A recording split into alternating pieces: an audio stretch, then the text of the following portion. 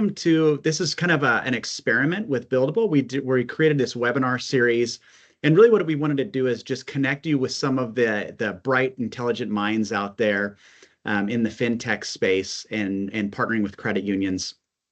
And so I'm your host, Brett Wooden today, and I'm really excited to have our guest, Tom Tobin, the founder and CEO of Modelshop. So welcome, Tom. Thank you, Brett. Thanks for having me. Yeah, and Tom and I, kind of the idea with this webinar is Tom and I were having a conversation back at the World Credit Union Conference, and really we talked about like credit unions have kind of this plethora of data, lots of data, and they're still trying to figure out, what do we do with this data? They've got a lot of vendors coming at them with ways that they can utilize the data. And then you've got the other elephant in the room, right? You've got this artificial intelligence that everybody's like, do you need a strategy? Do you have one? How should you be implementing this in your credit union? And so Tom and I thought, as we were having this conversation, let's jump on a webinar and just kind of have a fireside chat. And Tom agreed to have me pepper him with some questions. And so really that's where we're at today. We're going to talk about leveraging AI banking data to attract new members and optimize banking performance today. And so that's really the goal of our webinar. And so, Tom, I'm going to, turn it over to you and start with the questions and really, tell us a little bit about yourself, but tell us more about, what inspired you to create Modelshop and what are some of the key challenges you're aiming to solve in the financial space? Yeah, thanks, Brett. So to start, I've been an automation geek since a very early age. So it's funny, everyone talks about automation, but I was fascinated in 7th grade with this game that I saw called Labyrinths, where you kind of type and talk to it and it responds back. And originally it was on the Apple II. So I started writing code, and I built a bunch of games that I loved, sharing with my friends. And I spent my whole career since then, educational career and professional career, chasing that feeling, right? The feeling of automation. And everyone's talking about AI, but to me, it's the ability to do something that is so exciting to me. So a little bit, I practiced it, this love in a few different areas. Some really cool projects. I worked for Callaway Golf really early on, and did my degree was in machine vision. So I did a project where we would predict where the golf ball is going based on looking at the dimples on the golf ball. So fun stuff. And then I never imagined I'd get into financial services. I was like, didn't feel like it would be that exciting to me. Then I ran into I found this small company called H&C Software in the mid 90s. Ultimately, they were acquired by FICO, but they were using neural networks to basically fix the fraud problem in credit cards. So very early use of that technology, what we refer to as AI now, and became enthralled with it. We built a bunch of great products there. We did the first real-time credit decisioning solution, working with Capital One and Citibank, and I think we went live with that in the mid 90s. So where you go online and actually get a card number back instantly, which I thought was awesome.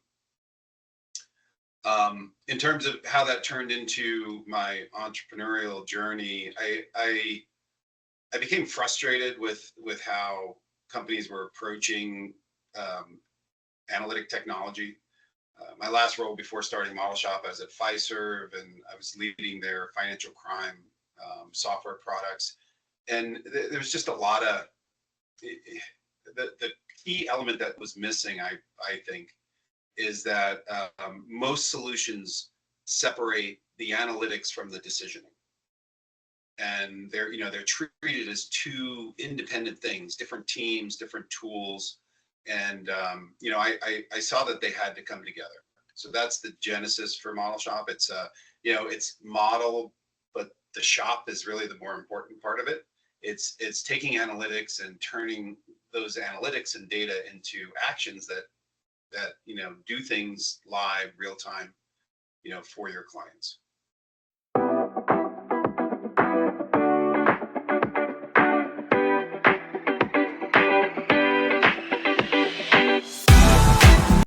Nice. No, there's so many things to unpack there. So the first one is the game. So I was big into the Bard's Tale on the Apple II, which was kind of a Oh, yeah, similar type. And then you had mentioned never thought you'd be in financial services. I think that's every credit union person. Like when we were going to school, we were kind of doing our thing. Like we never thought like, oh, let's go into the credit union industry. But no, that's really cool. And so what makes Model Shop different? There's a lot of AI driven companies out there, but what makes Model Shop different from other companies in the marketplace today? Yeah, a few things. I did get frustrated. Every conversation about AI analytics, machine learning, tends to come down to the math. And, the math is important. And there's a lot of great tools that allow you to use historic data to build predictors, to do classification. But the harder part is operationalizing that. Even if you think about self-driving cars, right? Everyone's, hey, it's AI, it's driving, and a lot of people think about it as magic. And there is some math involved, absolutely, in creating a self-driving car. You need to be able to use machine vision and predict, hey, there's a person walking in front of me. You need to model based on the behavior of the vehicle. It's going to react to input. But in the end, 90% of that solution is automation. It's bringing it all together to, apply the gas and to apply the brake and to do the steering. And it's a lot of, it's engineering mixed with intelligence. And I think that was sort of that's what's missing. So we start with data modeling. Modelshop is a very powerful data modeling tool. And it's because everybody's data is different. So we bring this data in, we blend it together, we draw inference from it, we allow you to build custom calculations, strategies, decision flows. So I would say what makes us different, and then you layer on top of that the analytics, whether it's other vendors that are providing analytics or models you build or predictive analytics you can build right in the platform. We bring it all together. It's really, we call it sort of, the branding isn't ideal, but it's decision, orchestration, and optimization. Yeah. It's kind of we're bringing it all together, that last mile, and helping you solve whatever problem you're trying to solve. No, that's awesome. And I think, one of our conversations too, and we, probably should have asked you this right off the bat, but I love your definition of when I asked you in a past panel of tell us what your definition of AI is, because I think a lot of people think, AI is kind of a new thing and is just started. Do you mind telling us kind of a little bit your definition? Yeah, I mean, it's been around for a long time.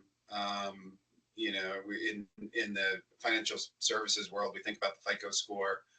I worked for FICO for 10 years after they acquired that company, and worked on the technology behind the FICO score. So we've been doing advanced machine learning, predictive analytics for a long time, and it goes way beyond before that as well.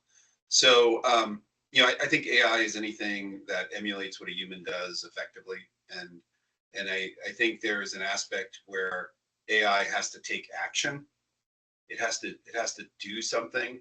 I mean, you can classify, drawing 6-fingered pictures of people as doing something. It is drawing, it's creating art to some degree, but my comes back to automation for me. It's achieving some goal. So I have a pretty broad, view on it. The new generative AI technology is really interesting because it personalizes the whole experience. It's like that human language interface.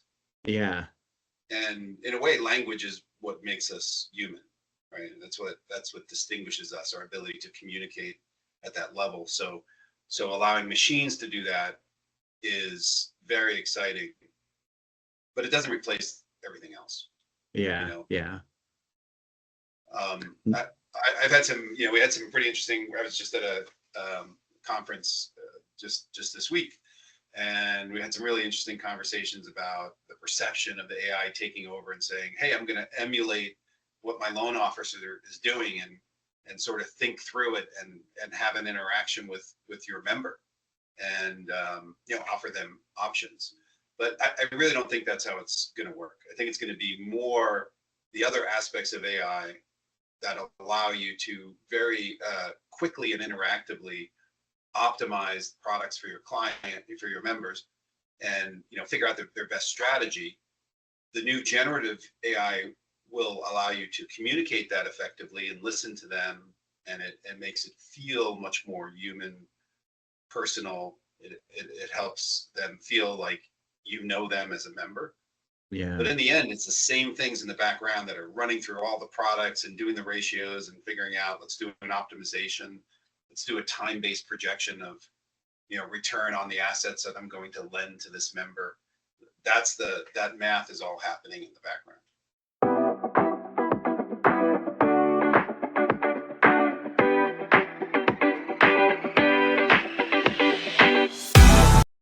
Yeah, and oh man, the thing is, my background, I was a chief marketing officer, and I remember the amount of data that we would have to manually go through to kind of find patterns and behaviors, and then the products and services to market to members, and now how that's all just, I mean, kind of simplified. It's not as a is a hard, the process was such more difficult back then. And I think too, the other one is like, I watched the Apple keynote, and you're starting to see this kind of new generative AI be implemented in the mobile iOS devices, and I think that's going to be really interesting as well. But well, how I is? wanted to add, Oh yeah, oh yeah. just Go to ahead. add to that, that's a great example, because a lot of technologists I work with say Gen AI is going to start writing code, and that's not what's going to happen. AI is going to make it so you don't have to write code. Yeah. The solutions are actually going to be able to interpret and think and come up with answers without a coding step. So we're not replacing coders, we're replacing code.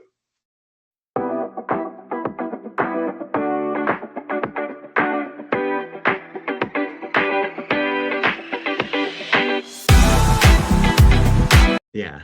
No, I agree 100%. Yeah, that's a kind of a very similar. I've got design friends that they're kind of fighting back on the whole, generative AI creating, campaigns and working with Canva and all that stuff. And I kind of feel the same way, where it's not going to replace kind of the designs themselves. It's going to help create those templates and things to help, especially the smaller credit union industry, marketing staff, to help them get things and create it and then add their flavor to it. But well, and so when you look at Modelshop, how has it evolved since inception? And what are some of the major milestones that your company's achieved? Yeah, it's pretty interesting. We've taken a little bit of we've made a few adjustments along the way. When I started the company, really we were targeting. My vision was that I see us as ultimately replacing the most powerful no-code tool that exists. I don't know if you can guess what that is, but it's Excel. Yeah. So we actually started the company with a focus on Excel-like models, where if you go to Wall Street and you go up to the 47th floor or whatever, and you look around, there's entire floors filled with analysts on spreadsheets, basically making banking work. So that's how we started out, and we started with focusing on tier one organizations. We were actually part of the 2017 FinTech Innovation Lab in New York City, which was a great experience. Met Jamie Dimon, met a lot of really, industry luminaries, mostly with a bit of a Wall Street focus. And it's sort of interesting. We're 8 companies, and 2 other companies you may have heard of that were my cohort members out of those 8 was Alloy and Nova Credit. Oh, wow. Oh, nice. So I was in a pretty heady space there, but we ended up shifting away from tier one banks and that whole spreadsheet thing, because there's sort of this, cold pry my spreadsheet for my cold dead hands kind of thing that we're fighting against. But where we really started to get traction and add value is when we went in and helped organizations solve complex problems that maybe they were using things like spreadsheets as a crutch, but what they really wanted to do is fully automate it. Yeah. So we started to really find our sweet spot in automation of sophisticated problems. We weren't limited to financial services. We have a great healthcare client that's built care treatment pathway optimization models. So we've solved some really interesting problems over the years. But as we're growing, what we're finding is, come in a bit more of a white glove, and that doesn't mean expensive or like, because we have this no code platform that we can move very quickly, but come in and say, talk to the business and say, what problems are you trying to solve? Let's solve them in your terms, using your data, using your logic, and automate it and make it part of your larger ecosystem.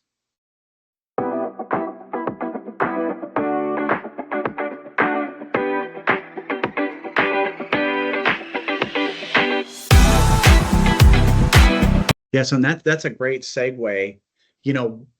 What are the core products and services offered by your company, Modelshop, and then how do they help individuals and credit unions? Yeah, so we really have one platform, this decision optimization platform that can be applied to any problem set. In financial services, a big part of our focus has been origination, because I think that is one of the most critical early decisions that you make with members is, who do we want to be our members, and how can what kind of products can we offer them? So, and I think origination includes marketing, product fit, right, performance. It's all related, and then it rolls right into servicing, line management. In my mind, they all have to work together.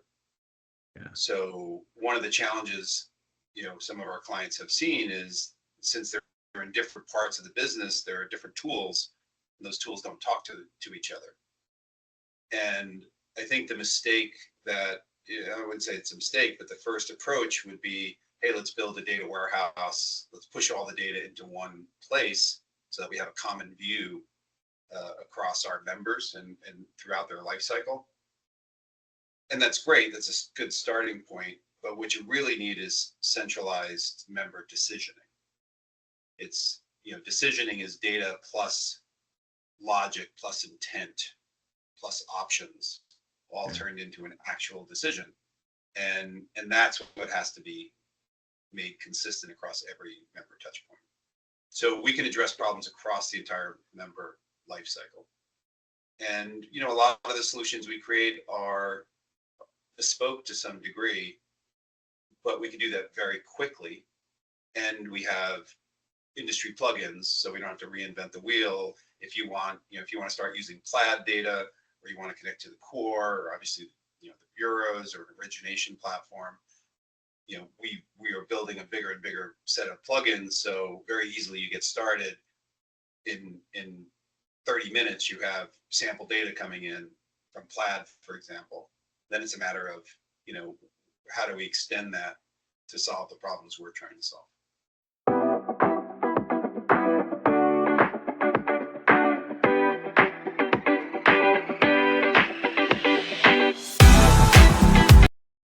No, I think, you look at too, with a credit union, there's, like you said, there's a lot of kind of touch points and things. Where would, if someone was, they've got access to all this, where would they start? So how would they, kind of work with you to a starting place for themselves or their credit union? Yeah, I always start with what problem you're trying to solve. That may sound a little rhetorical, but it's so important. Instead of saying we have a product out of the box, which, like I said, we have plugins out of the box, we have starter sets, we have templates. We've really made it easy to come in and say, this is what a typical, line management product would look like, or a marketing product, or an credit origination product using banking data. So here's a sample. But honestly, we really then say, okay, let's wipe the slate clean. What problems are you trying to solve? and we'll pull in your data, which minimizes integration friction, right? We don't have to translate things into our language. And the first thing you want to do is do a proof of value or a proof of concept. And I typically recommend, let's get this, what we call models. Our models are, what we call models are really decision engines, analytic decision engines. But let's get this model up and running in parallel as a first step, and see how it performs. First, let's replicate your existing logic. That should be fairly straightforward. But then let's start doing some tests and seeing what you might want to change. And a unique capability, I think, part of this comes back to my hey, separating analytics from action and really trying to bring them together. So a key capability is almost anything you do, you can also run in portfolio mode. So any variables, decisions, decision flows, it's very easy to say, okay, let's back up and run 100,000, members from the last year or whatever through this, and let's see how it would perform differently. And you can get swap sets. Cool. You can see, differentiation between your slightly changing strategies.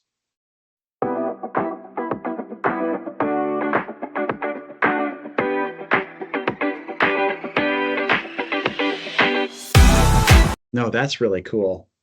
No, I like that. So yeah, because well, especially even on the marketing side, I look at some of this stuff of trying to, get deposit growth, loan growth, those type of things, and how do you target the specific members that you have, um, and deepen those relationships. So I could see utilizing this as well. Yeah. And look, if if your goal is to solve a specific product targeting problem, for example, you're not sure, you're not getting the conversion that you expect from members signing up for a new product that you introduced or across your products. I mean, start there. Start collecting that, take that data, feed it into a model that you create that starts on the analysis side. And then, you can start to pull inference out of that. You can detect features. We have true machine learning tightly integrated. We're integrated with H2O and Python scikit-learn algorithms, so you can do all that without coding.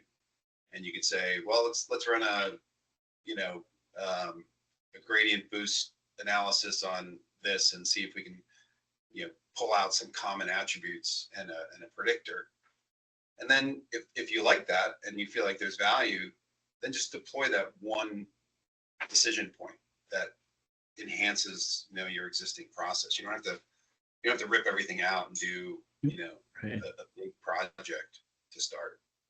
Yeah, no, that's awesome. And well, and when, another question kind of, looking at your company, what do you think? This is one of my favorite questions to ask some of the fintechs too, that are in the credit union space or trying to get into the credit union space. But what do you see as your biggest challenges you've had at Modelshop, and how are you, or how did you overcome them? Yeah, I think the biggest challenge, well, we've had a couple of challenges. The first one is what I mentioned earlier, the whole, no one's going to let you replace their spreadsheet, or at least the current generation of people won't let you. I think future generations will be very open to it. But the second problem we ran into is just this whole data science is for data scientists. Yeah. And especially when we were working with tier one, organizations, there's just a cultural, organizational structure that you can't bring people together. There's a bit of an ivory tower around the data scientists. They had to write a lot of code because writing code is important, I guess, to be a data scientist. And we had a hard time getting around that culture. So, we've continued to work to make it as simple and integrated as possible. We may not quite yet be to the point where, any business analyst can pick up the tool and build a whole automation from scratch yet. But that's where we come in and, we help set it up, but then you can certainly maintain it. You can make changes to it. You can add new variables. So getting past that emotional connection to hardcore data science, where everything AI has to be some crazy complex machine learning algorithm. And they're there, but it's really 10% of the problem. The other 90% of the problem is automating this, connecting it into your systems, getting your products to line up, getting your pricing strategy to line up, adjusting downstream systems so you can handle dynamic pricing. And that's been a tremendous challenge. Yeah. I don't know if you know a whole lot about how some of these downstream, core systems and account setups, and it's like you want more flexibility in your pricing strategy, but all the systems downstream sometimes have trouble handling it.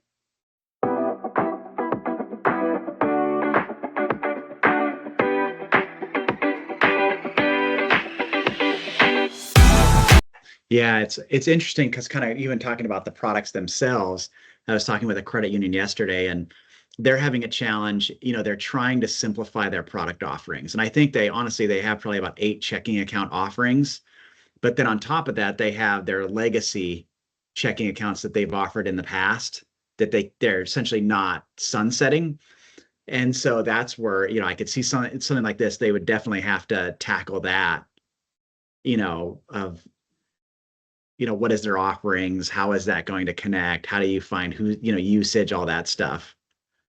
So yeah, and sometimes you have to run your existing products in parallel for a while, and maybe you're not ready to move everything over at once.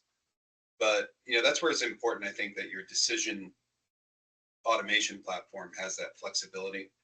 So it's not uncommon for us to just suck in all the existing products and its entirety and say you have to replicate, these 37 products have to be just replicated as they are, so that we can get everything flowing through one decision platform. And here's where we're going to do our innovation. But it's where you need that, that platform flexibility to do that. right. Yeah. No, that's a great point. And share with us, I know you've got a case study out there as well, but share us, some of the success stories of Modelshop, and, any highlights you have of, users of Modelshop. We'd love to hear kind of some of those stories. Yeah. And we, I think especially many of our early customers, I think of them all as success stories because we help them, we love getting in and helping them solve a problem that would have taken a lot longer, a whole lot of code. We can get them up and running very quickly. I have one particular, I'm very fond of one of our healthcare clients that we pretty much run the entire back end. They were an early stage company. They're growing and they're continuing to get investment, but their whole back end operation for this modeling, this healthcare treatment optimization modeling, is running on Modelshop models. So, I mean, that to me is the future. You could build a whole company. Yeah, they build front ends and they have a whole, obviously process, and they're scientists that are doing the logic, but they skip the whole infrastructure part. They skipped writing all this custom code to run those models. But in the financial services space, probably the one I'm most proud of is this is very early on. I think it was 2015 or 2016, where we worked with a subprime lender. And by the way, just a little aside, we started by doing a lot of work in subprime because in this financial services space, because they had very unique needs and they were trying to solve challenging problems. My hope and belief is we could take a lot of those same technologies and that experience and help credit unions for good, right? Yeah.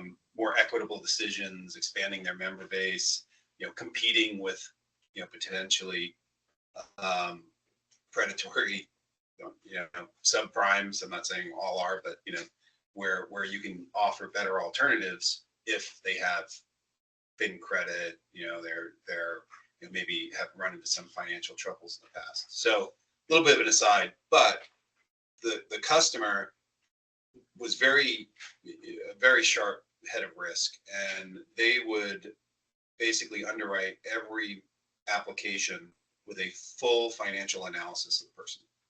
So they had these crazy complex spreadsheets where they would do, cash flow, real cash flow projections, like time-based projections of potential probability of default based on a whole bunch of factors.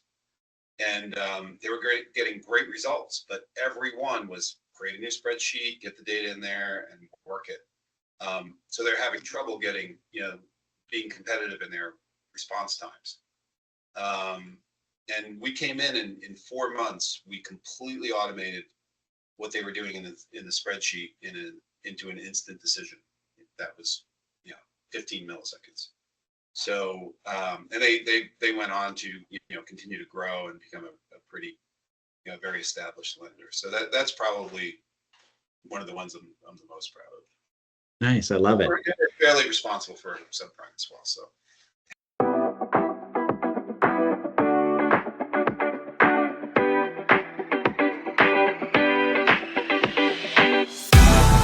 Yeah. Well, yeah, and we'll and just because I referenced a case study, we'll send that out as well with the recording, how you can access that case study as well. And before we open it up for questions, last question from me, Tom, is what do you see the future of Modelshop?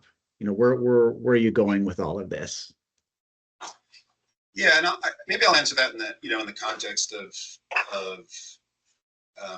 credit unions and members, and how I think we can help impact that industry. Because I do see my ultimate vision is we can help lots of industries, but my background has been in financial services, and that's where a lot of our growth is right now. So we're very focused on that. And I think there's an opportunity to help drive increased equity, the ability to compete for credit unions. There's the big elephant in the room is, how do you attract new next generation members? Right. And I am 100% convinced, having millennial and Gen Z sons, that if you can't provide an instant decision, you're not going to have members, right? It's just becoming more and more clear. So I think our biggest success metric would be helping get lots of credit unions to, very high levels of automation with a frictionless environment, and we're not solving the whole thing. We work with partners, and there's the front end experience, and there's back end setup, and the origination platform. But we can be the brain behind that, where, we can take exactly what you're trying to do with your member relationships, what culture you're trying to, exhibit, trying to make those members feel like you know them. And you do know them. Just if you happen to know them through technology, that's good. It's an extension of you as a credit union culture. So helping enable that. And that's why I think, credit unions are so interesting to me. So high degree of automation and increased equity in decisions. And to me, I think of that as not just totally leveling the playing field for everybody. I mean, that's part of it. But what's really exciting to me is finding people who maybe had been adversely impacted by a couple of things. One is using kind of stale perceptions of financial behavior and penalizing people that don't exhibit those exact behaviors. Maybe they don't leverage credit a lot, or maybe they've, they just think about their financial relationships differently, which is exhibiting, that's a lot of the features of the younger generation, as well as helping those who run into financial trouble and need help. So yeah. if you could do the same, that's, if a credit union employee, right, can sit across the table and hear the whole story and help that member, right, that's wonderful. It's what makes credit unions great. But if you can't scale that and automate it, then it's going to be a lost art. So capturing that art and turning it into intelligence so that you can do the same thing for your members, but in real time at 2 a.m. when, the Yeah.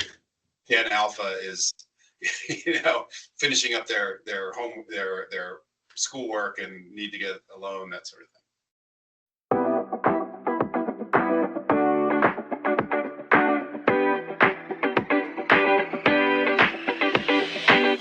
Yeah, it's funny. I used to work, so I was a chief operations officer at a healthcare credit union, and we saw a huge influx of our loans when I think it was like the 1:30 a.m. shift got off. You would see this influx, but it would go into our queue.